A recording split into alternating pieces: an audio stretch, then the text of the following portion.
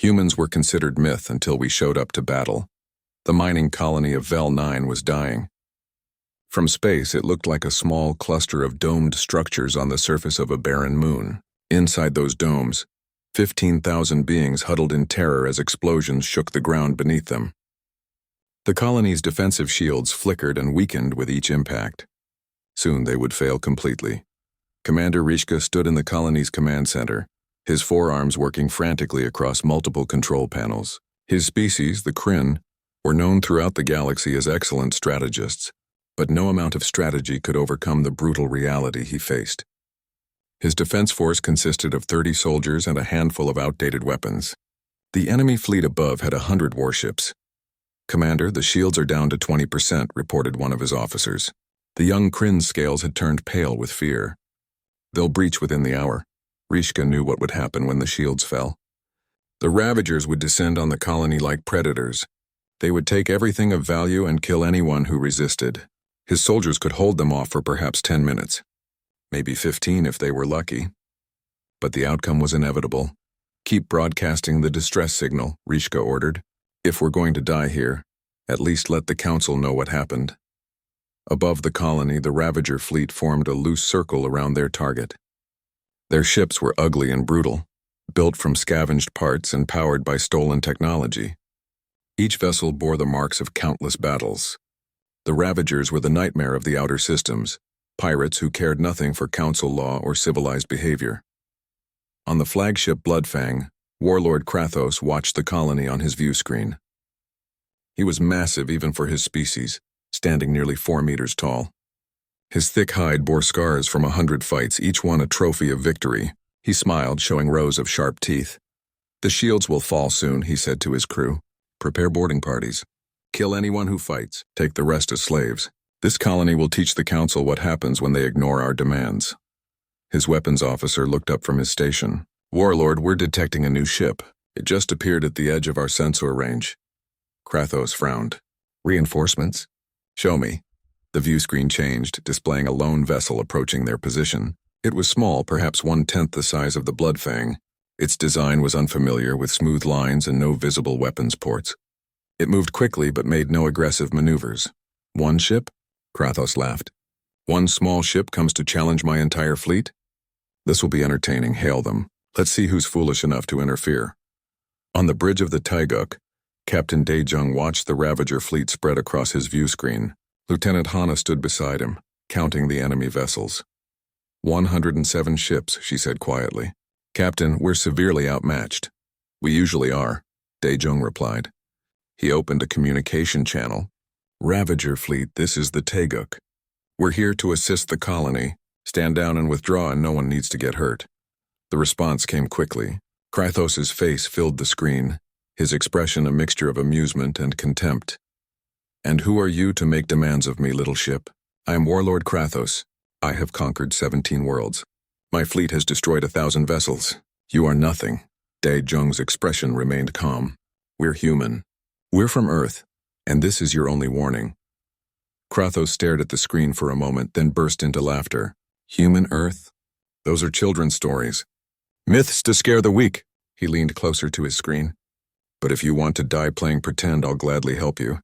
All ships, destroy that vessel."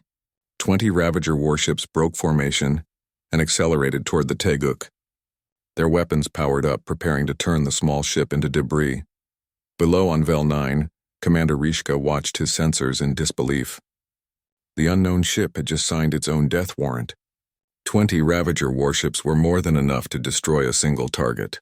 He felt a moment of sadness for the brave fools who had tried to help. "Should we try to contact them?" asked his officer.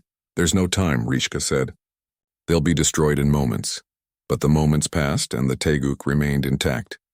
The human ship moved with impossible agility, dodging weapons fire that should have been unavoidable. When it finally returned fire, its weapons punched through Ravager shields like they were made of paper. 3 enemy ships exploded in quick succession. The others scattered, confused and suddenly afraid. "What is that ship?" Rishka whispered. On the Bloodfang, Krathos was no longer laughing. He watched 3 of his vessels reduced to wreckage within seconds. The small ship, the one he had mocked, now held position between his fleet and the colony. Waiting. How is this possible? his weapons officer asked. Before Kratos could answer, his communication panel activated again. The human captain appeared on screen. "We can do this all day," Daejung said. "You can throw your entire fleet at us and we'll destroy every ship that comes close. Or you can accept a different option. We board your flagship, you and me along with some of my crew. Hand-to-hand combat. If you win, we leave and you can have the colony. If we win, your fleet withdraws and never returns." Kratos couldn't believe what he was hearing. "You want to board my ship? You want to fight me and my warriors with your own hands? That's the offer. You have 10 seconds to decide." Pride would not allow Kratos to refuse. His species valued personal combat above all else. If he backed down from a direct challenge, his own crew would lose respect for him.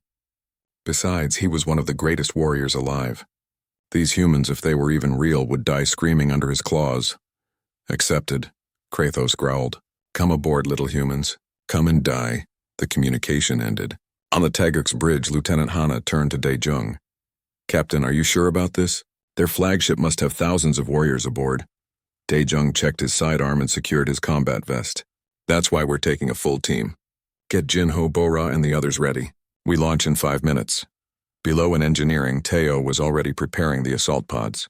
These small armored capsules could carry 2 people each and would attach directly to the enemy hull.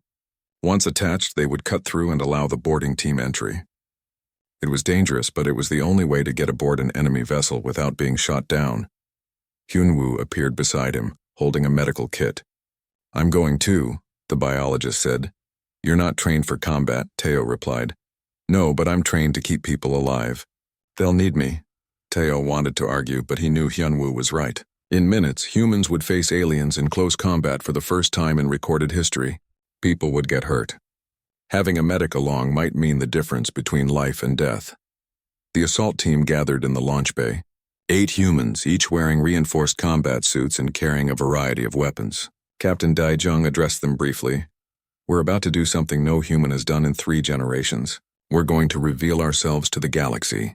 They think we're myths, legends, stories told to children. Let's show them what humans really are. Let's show them why Earth created survivors. Let's show them what it means to be Deathworlders." The team boarded their assault pods, the hatches sealed, and in the void of space, 8 small capsules launched from the Taeguk toward the massive Ravager flagship. On Vel 9, Commander Rishka watched in amazement. "They're actually doing it. They're boarding the Bloodfang." His officer looked at him. "Should we help them?" Rishka shook his head slowly. "We can't. All we can do is watch and hope that the legends are true." Humans were considered myth until we showed up to battle. The journey to Zenith Prime took 5 days. The Taeguk traveled at the center of a massive fleet, 50 council ships escorting the small human vessel through their territory. It was meant to be a gesture of honor and protection, but it also served another purpose. The council wanted to ensure the humans actually arrived at the station. Too much depended on the coming meeting. Captain Daejung spent those 5 days preparing. He wasn't a diplomat, wasn't trained for political negotiations. He was a soldier, but he understood that the next few days would determine humanity's place in the galaxy. One wrong word, one misunderstood gesture, and the fragile peace could shatter. On the 3rd day of their journey, another ship arrived from Earth. It was larger than the Taeguk, a proper diplomatic vessel carrying representatives who actually knew how to navigate political situations. Leading them was Admiral Sun-Yi, a woman in her 60s with gray hair and sharp eyes that missed nothing. Sun-Yi transferred to the Taeguk and met with Daejung in the ship's small conference room. She studied him carefully, noting his injuries and the tired lines around his eyes. "You've caused quite a situation, Captain," Sun-Yi said, though her tone wasn't entirely critical. "We responded to a distress call," Daejung replied. "We did what was necessary. And in doing so, you revealed humanity to a galaxy that thought we were myth. Earth's leadership has spent 3 generations debating when and how to make first contact. You made that decision for us in the span of a few hours. I'm sorry if I overstepped, Admiral, but people were dying." Sun-Yi was quiet for a moment, then she smiled slightly. "I'm not criticizing you, Captain. You did the right thing, but now we have to deal with the consequences. Tell me everything that happened. I need to know exactly what we're walking into." Daejung recounted the entire mission, from the distress signal to the battle aboard the Bloodfang. Sunyi listened without interrupting, her expression thoughtful. When he finished, she leaned back in her chair. You boarded an enemy flagship with 8 people and defeated thousands of warriors. You killed a warlord that had terrorized Council space for decades, and you did all this while sustaining injuries that would have killed most species. She shook her head in amazement. Captain, you didn't just reveal humanity. You became a legend yourself. I was just doing my job. Maybe. But the galaxy doesn't see it that way. They see Deathworlders just like the old stories warned. Some of them are terrified of us now. Others want us as allies, and a few are already thinking about how to use us as weapons. What's Earth's position? Daejung asked. Cautious optimism. We want to join the galactic community, but on our terms. We won't be anyone's attack dogs. And we won't let fear dictate how other species treat us. That's the message I'll be delivering to the Council. Zenith Prime Station appeared before them on the 5th day, a massive structure floating in space like a crystal flower. It was beautiful and impressive, a monument to cooperation between species. The Teguk docked at a designated port, and the humans prepared to disembark. Lieutenant Hana stood with the others, now walking without assistance despite her injuries.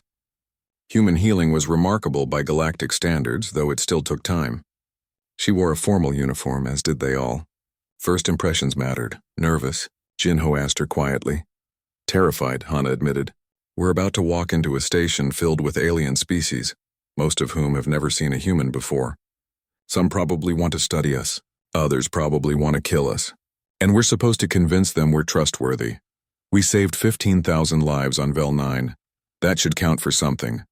Should, but fear makes people irrational. The airlock opened and the humans stepped into Zenith Prime for the first time. A delegation waited for them, led by Ambassador Velthar. Behind him stood representatives from a dozen different species, each one staring at the humans with expressions ranging from curiosity to concern. Welcome to Zenith Prime, Velthar said. We are honored by your presence. Please follow me. The council is assembled and waiting to hear from you. They walked through corridors designed for beings of all sizes and shapes. The station's artificial gravity was set to accommodate the average, which meant some species floated while others felt heavy. For humans, it was slightly lighter than Earth normal, making movement easy despite their injuries. Beings stopped and stared as they passed. Whispers followed them everywhere. The Deathworlders, the humans. The ones who killed Kratos, the legends made real. Some onlookers kept their distance, pressing against the walls as if afraid the humans might attack. Others seemed fascinated, studying every movement and gesture. The council chamber was even more impressive than Daejung had imagined. It stretched upward for dozens of meters, with seating arranged in circular tiers. Representatives from 47 worlds filled the space. Hundreds of beings, all focused on the small group of humans entering from below. Supreme Counselor Thexvar sat at the highest point, ancient even by his species' standards.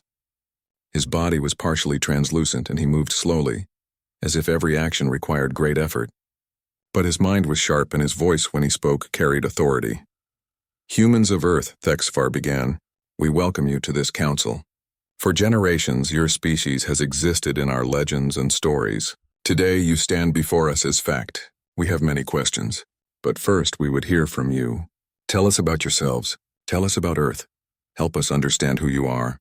Admiral Sunyi stepped forward. She had done this before in simulations and training exercises. She had prepared for this moment for years. But standing here, facing hundreds of alien beings, all of them waiting to judge humanity, she felt the weight of history on her shoulders. Honorable council members, Sunyi began. My name is Admiral Sunyi. I speak on behalf of Earth and humanity. You call us Deathworlders, and that name is accurate. Our planet is harsh and unforgiving. It has violent weather, dangerous predators, and diseases that kill without mercy. Life on Earth is a constant struggle for survival. She paused, letting her words be translated and absorbed. But that struggle created something unique. It created a species that refuses to quit. That keeps fighting even when victory seems impossible. That will run for hours, swim for miles, and climb for days to reach a goal. We didn't develop these abilities because we wanted them. We developed them because our world demanded them. Without them, we would have gone extinct long ago. Counselor Marek spoke up. And yet you've remained hidden for generations. Why reveal yourselves now? Because we heard someone calling for help, Sunyi replied simply. Captain Daejung and his crew could have ignored that distress signal. They could have let Vel 9 fall, but they chose to respond because that's who we are. We're survivors, yes, but we're also protectors. When we have the power to save lives and do nothing, we lose our humanity. You defeated the Ravager fleet with a single ship, another council member noted. You boarded the Bloodfang and killed its warlord with only 8 warriors. Such capability is frightening. How can we trust that you won't use that power against us? Daejung stepped forward to answer this question. Because we could have done that already. We've been watching you for 3 generations. We know your strengths and your weaknesses. We know where your colonies are, where your fleets patrol, where your leaders live. If we wanted to conquer you, we would have done it already. We don't want conquest. We want cooperation. The council chamber erupted in discussion. Some members seemed reassured by Daejung's words. Others seemed more concerned, disturbed by the implication that humans had been spying on them for decades. Ambassador Velthar stood, calling for order. The humans have made a fair point. They have shown restraint despite having the capability for aggression. But there are other concerns. Some species in this chamber worry about humans being used as weapons by those with less honorable intentions. Others worry about cultural contamination, about how human values might clash with our own. These are legitimate concerns that must be addressed. The debate continued for hours.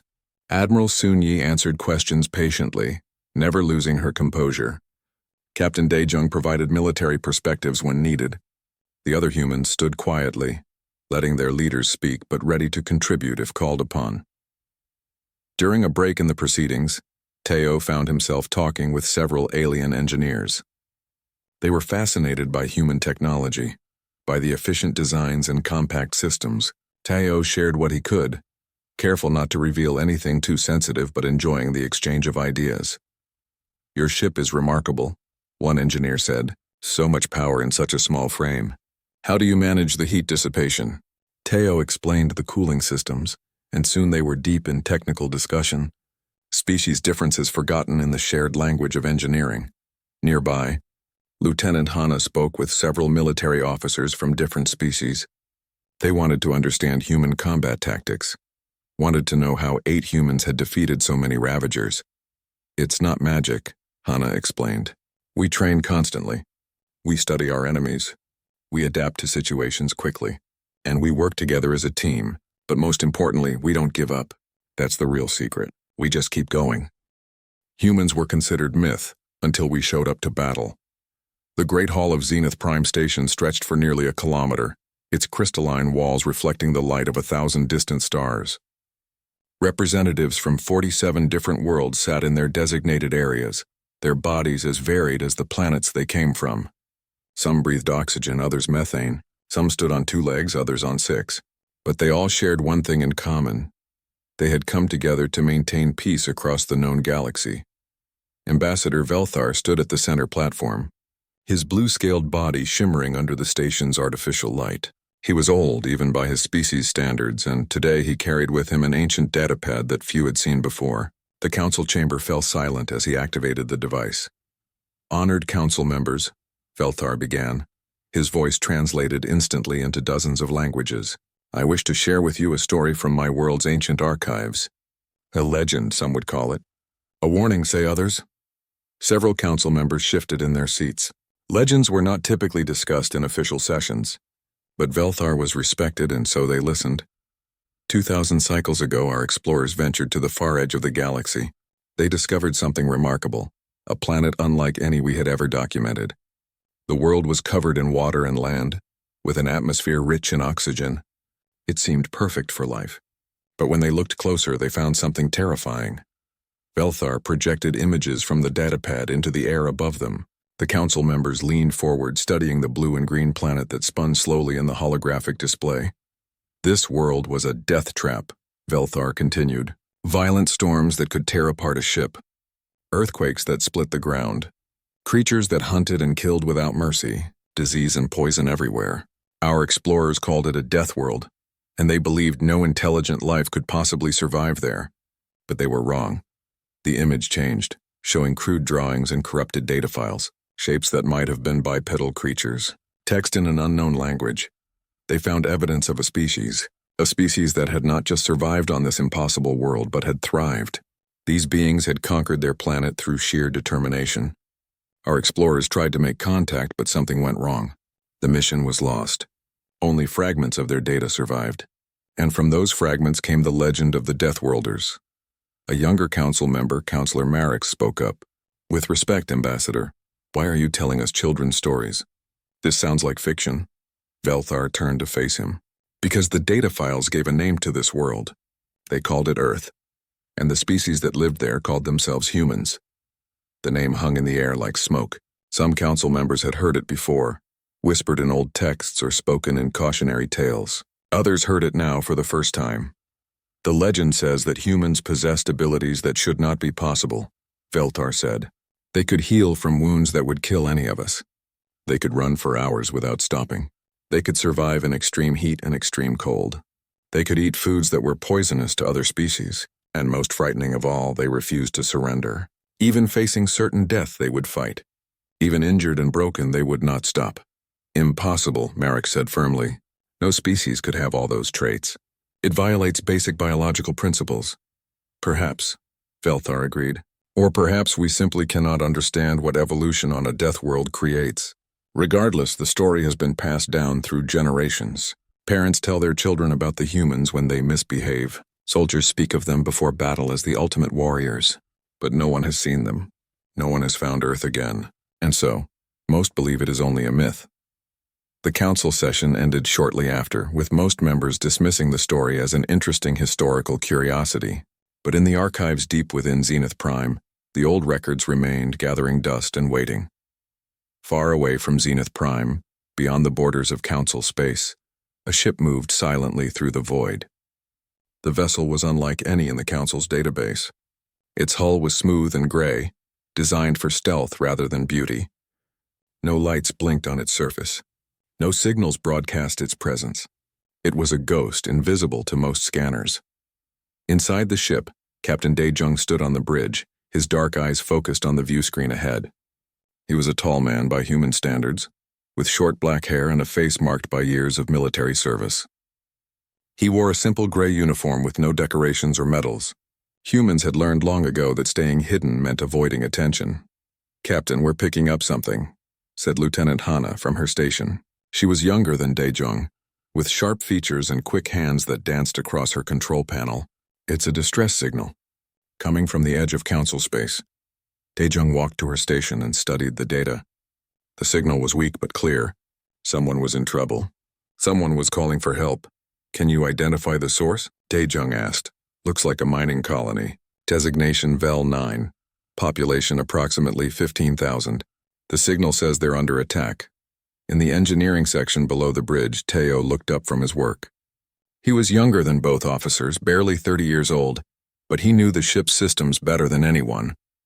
He had built half of them himself. Through the intercom, he could hear the bridge conversation. "Are we really considering this?" asked Hyunwoo, the ship's biologist. He sat at a nearby console, his face showing concern. "If we respond, we reveal ourselves. Humanity has stayed hidden for 3 generations. We've watched the galaxy from the shadows. If we show ourselves now, everything changes." Daejung stood silent for a long moment. Through the view screen, he could see the stars stretching endlessly before them. Somewhere in that darkness, people were dying. People who had never heard of humans, who didn't know Earth existed, who couldn't possibly know that help was close. "We stayed hidden because we didn't know if the galaxy was ready for us," Daejung finally said. "But these people need help. If we have the power to save them and we do nothing, what does that say about who we are?" Hana turned in her chair. "The council might see us as a threat. They might attack us, maybe," Daejung agreed. "Or maybe they'll see us as allies. Either way, I won't leave people to die when we can help them." Set course for Vel 9, maximum speed. The crew of the Teguk moved quickly, each member preparing for what lay ahead. They checked weapons, ran system diagnostics, and reviewed emergency protocols. They knew this decision would change everything. The age of hiding was over. As the ship accelerated toward the distress signal, none of them knew that they were about to fulfill an ancient prophecy. The Deathworlders, long believed to be myth, were returning to a galaxy that had forgotten them, and the legends were about to become reality. Humans were considered myth, until we showed up to battle. The bridge of the Bloodfang fell silent. Warlord Krathos lay dead on the deck. His massive form sprawled across the metal floor. His elite guard, 20 of the finest warriors in the Ravager fleet, had all fallen to 8 humans. The bridge crew stared in shock, their hands frozen over their control panels. Captain Daejung walked to the main command chair, his boots leaving bloody footprints behind him. His uniform was torn in several places.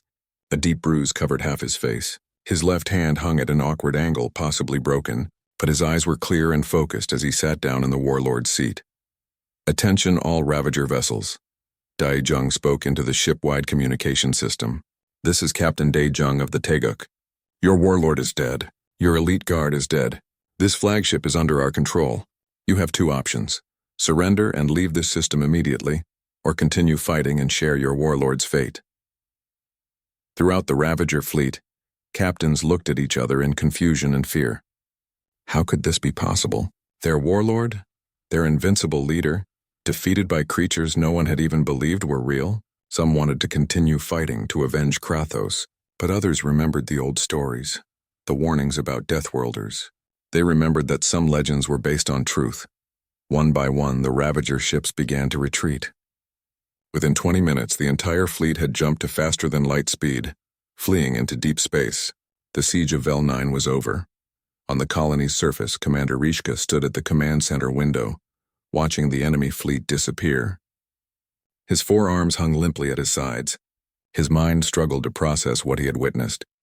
"Sir, should we send ships up to assist the humans?" asked one of his officers.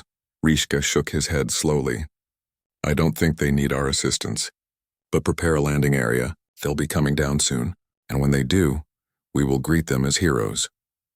Aboard the Taeguk, Teo monitored the situation with a mixture of pride and worry. The mission had succeeded, but at what cost?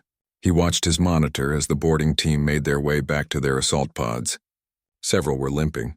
All were injured to some degree. But they were alive, and they had won. The assault pods launched from the Bloodfang and returned to the Taeguk. When the hatches opened, Teo was there with medical supplies and a damage control team. Hyunwoo stumbled out first, his medical kit nearly empty. He had used every bandage, every stimulant, every pain reliever he had carried. "We need to get them to the medical bay," Hyunwoo said. "Bora's burns are worse than I thought. Jinho has multiple fractures. The captain's hand is definitely broken." "I'm fine," Daejung said as he climbed out of his pod. His broken hand told a different story, but his voice remained steady. "We need to establish contact with the colony. They'll have questions." "They're not the only ones," Teo replied. He pointed to another monitor. "Captain, we're being hailed by multiple council ships. They detected the battle.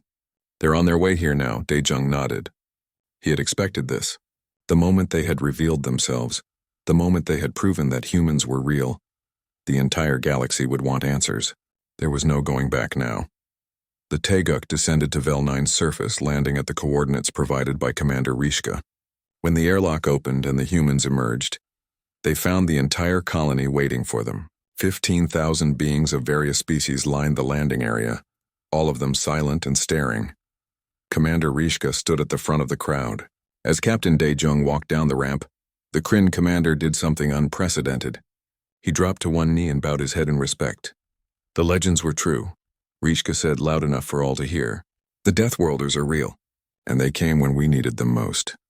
One by one, the other colonists followed his example. Soon, 15,000 beings were kneeling before 8 injured humans. Daejung felt uncomfortable with the display. They hadn't come here for glory or worship. They had come to help people in danger.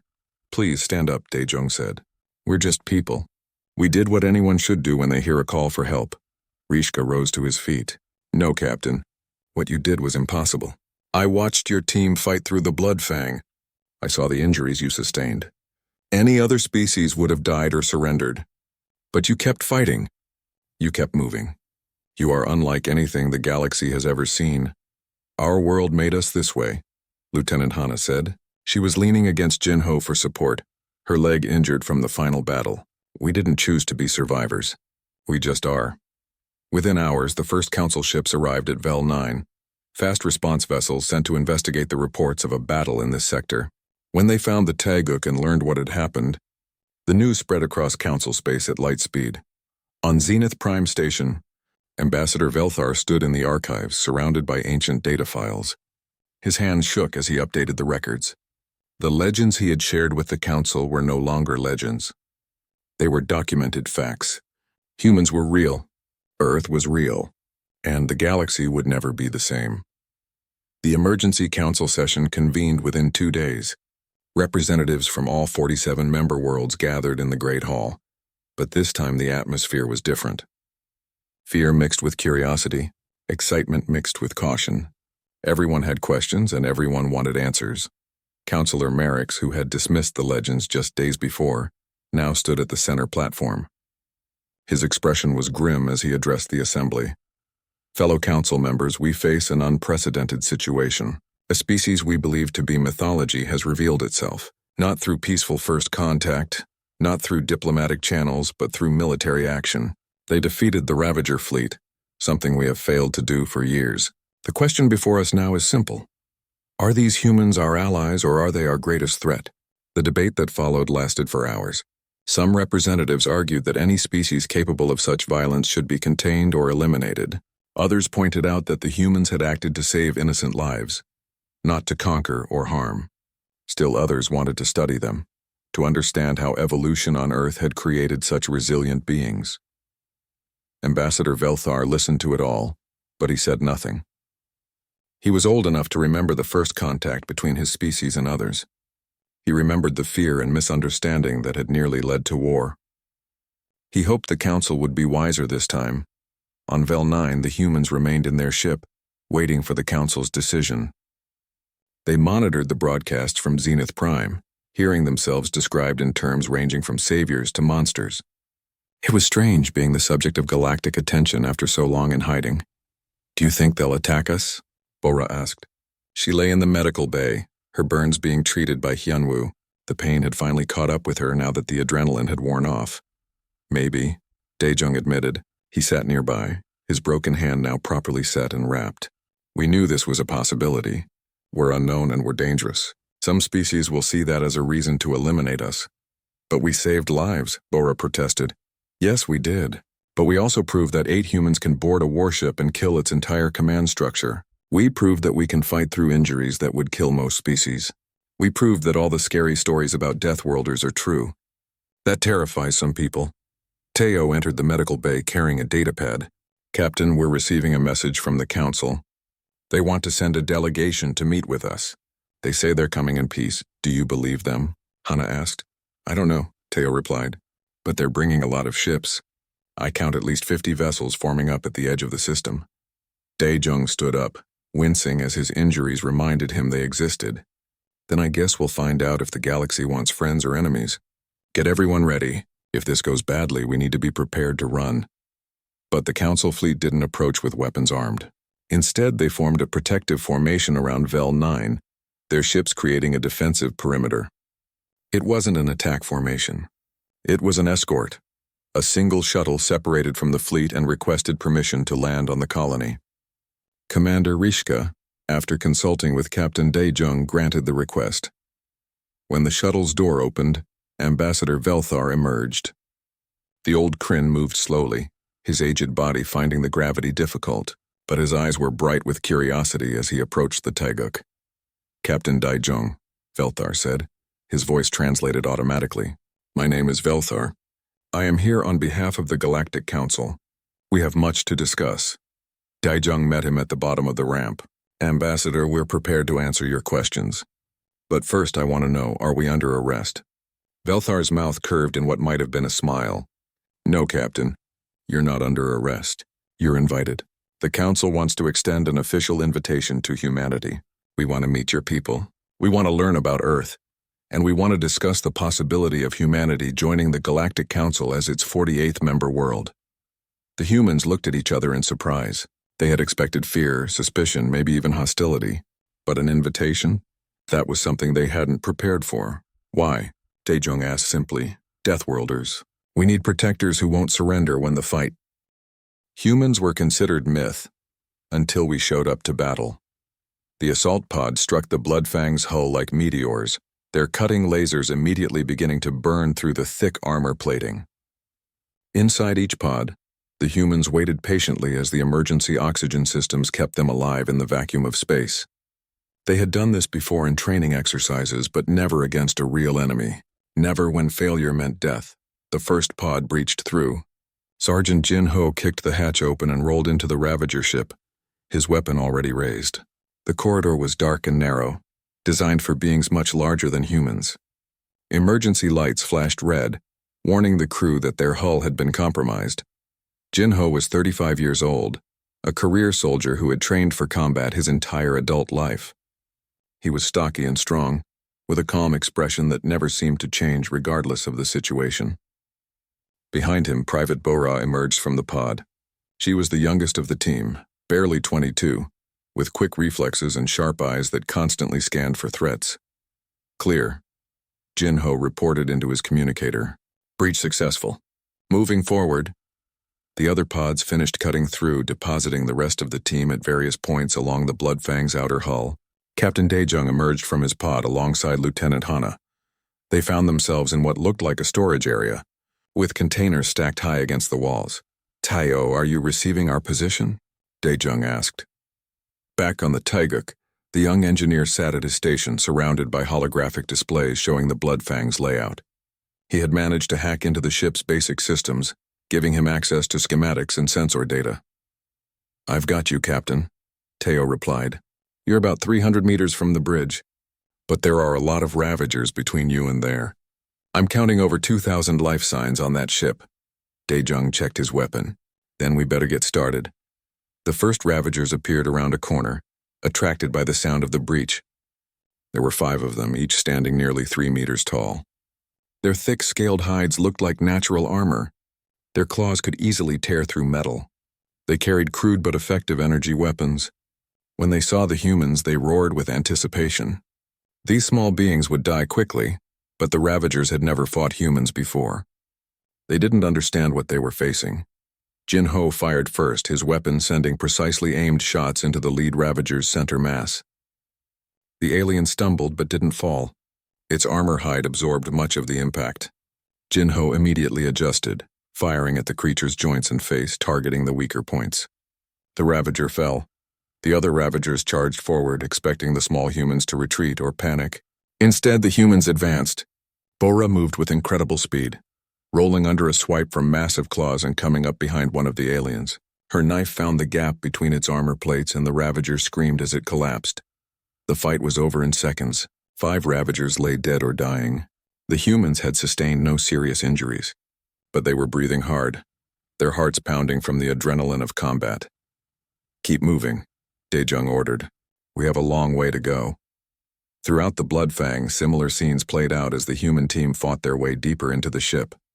The Ravagers kept coming, drawn by the alarms and the sounds of battle, but something strange was happening. With each encounter, the Ravagers became more hesitant, more afraid. One group of Ravagers watched from a distance as Jin Ho fought 3 of their comrades simultaneously. One of the Ravagers managed to slash Jin Ho across the arm, tearing through his suit and cutting deep into the muscle. Blood flowed freely from the wound. Any normal being would have retreated, would have sought medical attention, would have at least shown pain. Jin Ho barely reacted.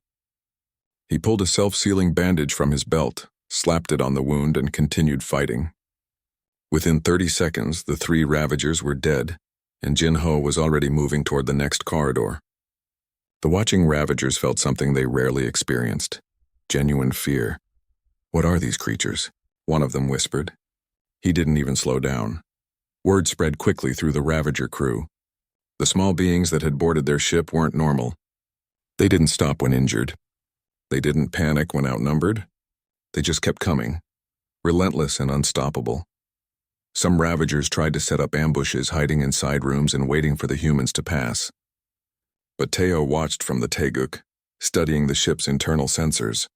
Every time an ambush was prepared, he warned the team. 3 hostiles in the room to your left, Tayo would say. 2 more hiding above you in the ventilation shaft. The humans adapted instantly to each threat. They moved like they had one shared mind, covering each other's positions and attacking from multiple angles. Lieutenant Hana was particularly effective. She had studied alien anatomy for years, preparing for this day. She knew exactly where to strike each species to cause maximum damage. In the ship's medical bay, Hyunwoo tended to Bo-Ra's injuries. The young soldier had taken a direct hit from an energy weapon, burning through her suit and scorching her side.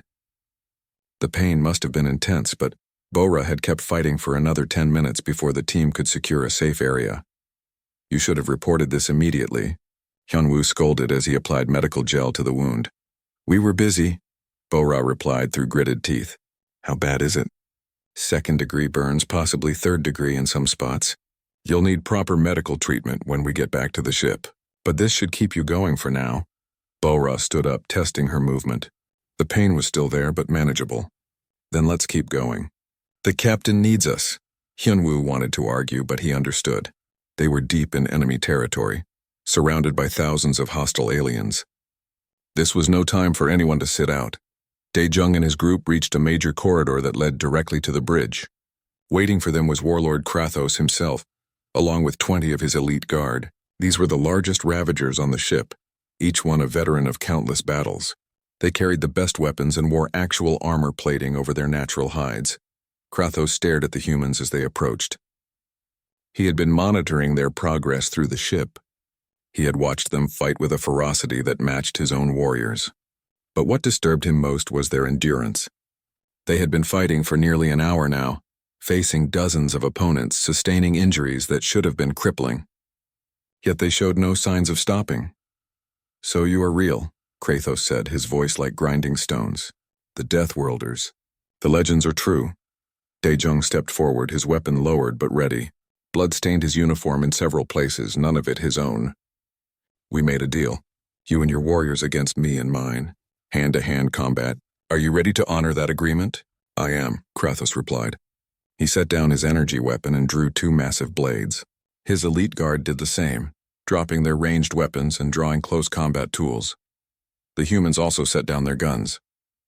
Jinho cracked his knuckles. Hana drew 2 short combat knives. Bo-Ra, still injured, pulled out an extending baton. Last chance to surrender, Dae-jung offered. Krathos laughed. I have conquered 17 worlds. I have killed warriors from a dozen species. You may be real humans, but you are still just flesh and blood. You can still die. Everyone can die, Dae-jung agreed. The question is who dies today.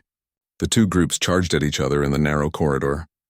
The sound of combat echoed through the Bloodfang as humans and Ravagers clashed in brutal close-quarters fighting. Krathos swung his massive blades at Dae-jung, each strike powerful enough to cut a normal being in half. But Dae-jung moved with practiced precision, dodging and weaving, using his smaller size as an advantage in the confined space. Jinho grappled with 2 Ravagers at once, using their own strength against them. When one tried to grab him, he redirected the attack, causing the alien to strike its companion instead. Bo-Ra fought through her pain, her training overriding the signals her body sent her brain. Every movement hurt, but she refused to stop. The battle raged on. Minutes felt like hours. The Ravagers were stronger and larger, but the humans were faster and more adaptable. Most importantly, the humans simply would not quit. Every time a Ravager thought they had won, thought they had landed a killing blow, the human would somehow keep fighting. One by one, the elite guard fell. Krathos found himself alone, facing all 8 humans. They surrounded him, each one bloody and injured, but still standing. Still ready to fight. The warlord looked at them with something approaching respect. You are worthy opponents. But this ends now. He charged forward with a final, desperate attack. But he was tired. His injuries were catching up to him. And the humans were patient. They dodged his strikes, waiting for the opening. When it came, Dae-jung took it. His combat knife found the weak point in Krathos's armor, sliding between the plates and into vital organs. The great warlord fell to his knees, disbelief in his eyes. Impossible, he whispered. I have conquered 17 worlds. We're from the 18th, Dae-jung replied.